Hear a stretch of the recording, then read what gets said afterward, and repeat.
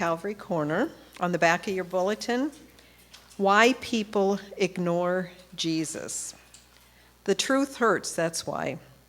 Conservatively speaking, it is far easier to ignore the 300 Old Testament prophecies concerning Jesus Christ than to acknowledge their fulfillment and live like he tells us to.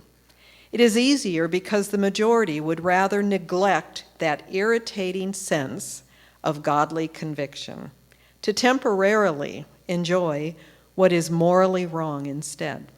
This Christmas, the mind of the many will choose to freely fornicate, ignore other godly sexual guidelines, abuse drugs and alcohol, and use God's name in vain, because that's the normal practice throughout their year. Even some proclaiming to know Christ will commit the aforementioned sins, as well as slander and gossip with no conviction at all. It is popular in some circles for some people to excuse themselves by assuming they have invented their own morality or truth. Really?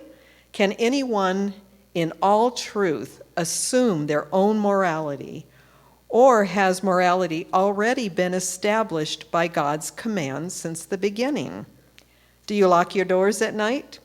Why do you do that?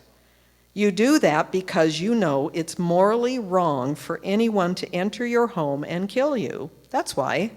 You already know it's morally wrong to murder, unless you choose to ignore God and believe it's a moral right to abort babies. In general, people have no fear of God anymore. Therefore, sin is regularly committed with no fear of eternal punishment. In contrast, Jesus said, "Enter in at the strait gate. Wide is the gate that leads to destruction, and many there are who go there. Narrow is the way which leads to life, and few there are who find it." 2,000 years ago, there was a cataluma, or inn, which housed travelers on the second and third floors, having a bottom level for animals. There was no room inside for the real Jesus.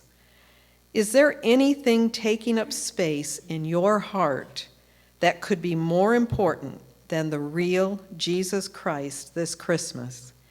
All lives really do depend on him.